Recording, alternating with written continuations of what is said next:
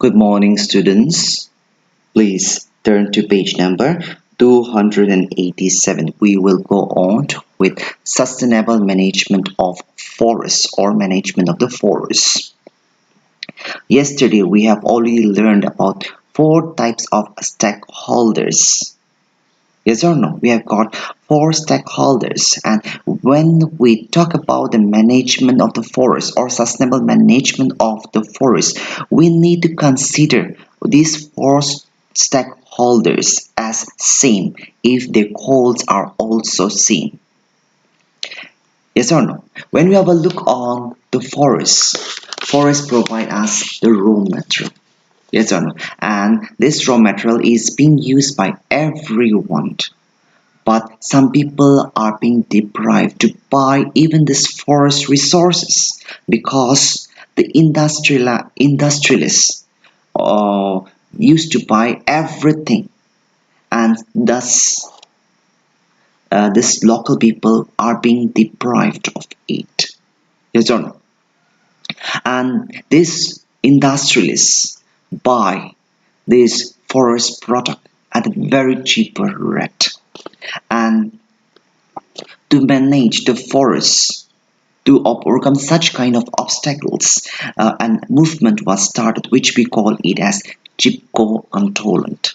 And this word chipko antolant means hug the tree movement, and this was the result of a grassroots level effort to end the alienation of people from their forests, uh, to stop the alienation of the people, okay, because they were being deprived to use this forest product. The common people were being deprived, and this movement originated in a village known as Reni and Karwalt, which is located in the high region of Himalaya, and this took place in the year 1970s. And this was the result. This movement was the result because there was a great dispute between the local villagers and the contractors.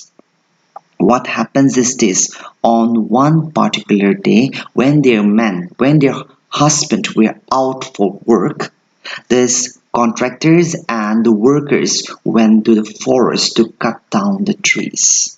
On hearing this, the women of the village ran to the forest to save the tree. And what happens is this: the women went to the forest, and after that, they grabbed the tree, and did not allow the workers to cut down the trees, and thus the contractors were forced to withdraw from being cutting down the trees. And that was a management process which was undertaken by this woman of this village, and they try to control natural resources as a way of conservation or preserving resources. And when we have a look on this movement, okay, if the contractor have cut down all the trees, the local community will be deprived from these resources, because what happens is this: the community traditionally cut down the branches, pluck the leaf, allow the resources to replenish over time. Yes or no? In other words, if this contractor cut down all the tree, it won't be available to the local people. Later on, this Jitgo movement spread to the various parts of the country and forced, not to the country but to the different states, and later on, and they have forced the government to whom the forests belong to rethink their priorities in the use of forest product. And this from there, okay, experience have taught the people that for that destruction of forest affect not only the forest product but also the soil, the water quality, okay, and people participation can lead as a if we take part as a whole, if we take initiative, participate, we can bring changes. And this is how management of forest was done under this Chipko and Tolerant movement. Okay, another example. Okay, an example of people's participation in the management of forests. Okay, let us talk about this one. When we have a look on the year 1972, in West Bengal, the Forest Department recognized its failure in reviving the degradation of salt forests. Okay, and this is they were being the salt forests were being destroyed, and it was totally degraded, and this took place in the southwestern district of the West Bengal. And later on, what happens is this: the traditional method of surveillance and policy had led to the complete alienation of the people from the administration, and this led to the clashes between the forest officials and the villagers. And later on, there was also conflict related with the forest and the land, and this was the reason to or this was the factor in fueling the militant peasant movement led by the Naxalites. Okay, let's have a look on the next paragraph. The department, the department have changed its strategies. That means they have changed their protocol. Okay, making it a beginning in the Arapari forest region of Midnapur district. What happens is this: there was a forest officer known as A.K. Banerjee, and he took the help of the villagers in protecting the forests. What happens is the villagers were involved in the protection of 120, 1,272 hectares, which were badly destroyed or degraded. Okay, in return, okay, they took this forest officer took the help of the villagers in taking protections, and in return for help in protection, villagers were given employment in various kinds of work like silvicultures, harvesting operations. 25% of the final product were given to them, and they were allowed to take fuel wood and fodder collection on payment of nominal fee. That is, in lesser amount, they were allowed to take firewood, etc. And with the help of this local community, the villagers, the changes took place. Okay, there was a remarkable recovery in the year 1983. A previously worthless forest was valued rupees 12.5 crores. Okay, the next topic is water for all.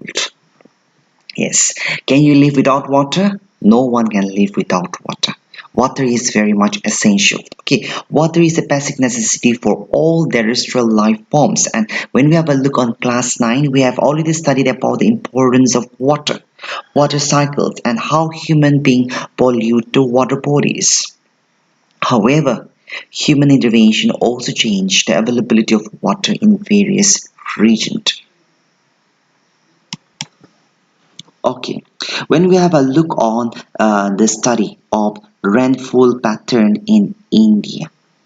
Okay, rain comes only during the monsoon season. Okay, rains in India are largely due to monsoon.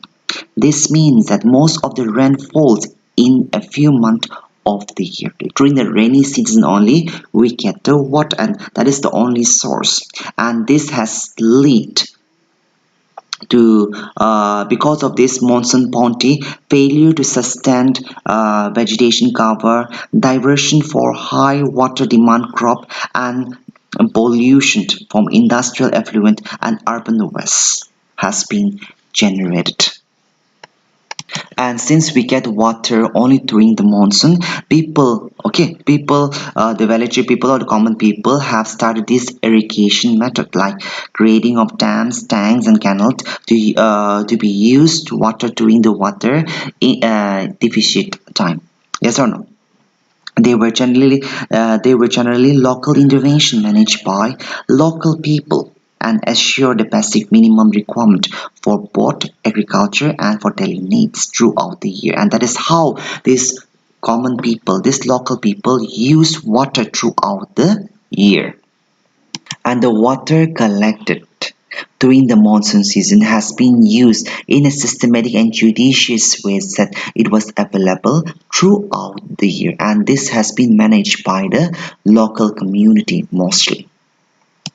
Okay, when we have a look on India, the British came. Yes, the British came to India. Yes, and thus they have changed this system completely. They have instituted this the concept of large scale project, that's large dams and canals traversely large distance, which was first conceived and were used by these British people, and later on it was used by the government by after independence. These were used by the government, and thus this mega projects lead to neglect of local irrigation method, and thus leading to the loss of control over the local water resources by the local people.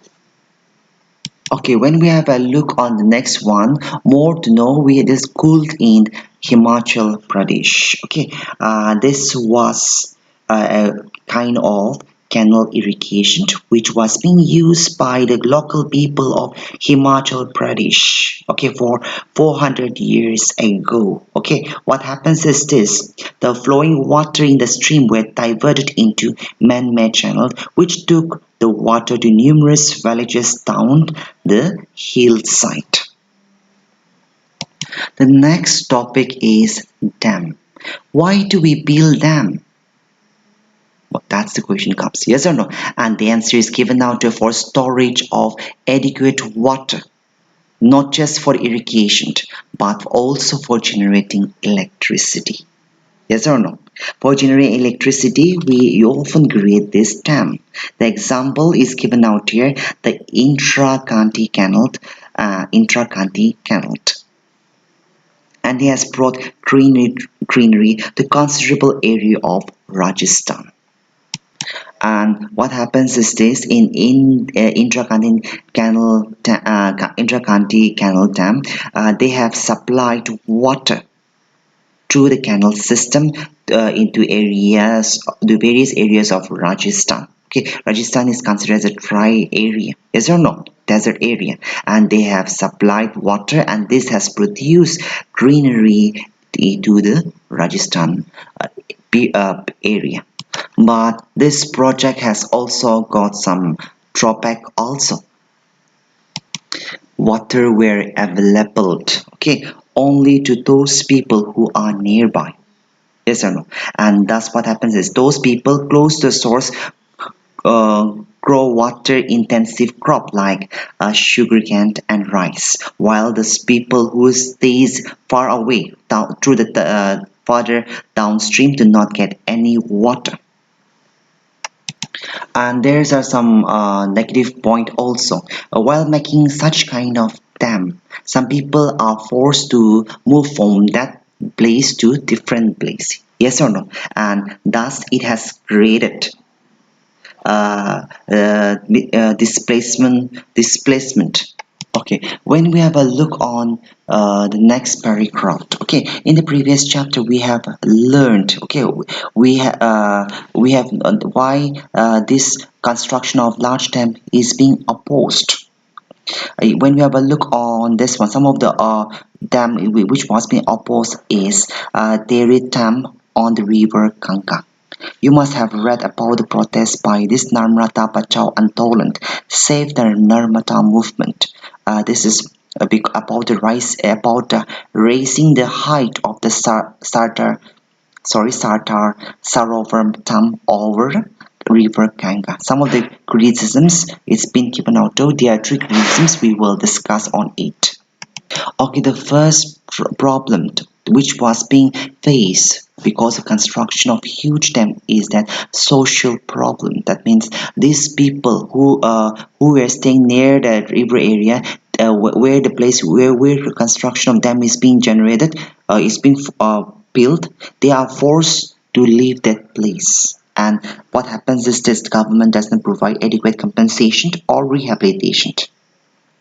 Next one is economic problem, because they swallow up huge amount of public money without the generation of proportionate benefit. What happens, another thing is that economic problem is being raised because huge amount is being wasted while creating such kind of dam, and thus does not provide proportionate benefit to all the local people. The third one is environmental problem. Environmental problem environmental problem because they contribute enormously to deforestation and the loss of biological diversity. That means while making this dam, huge forests or huge areas being cut down.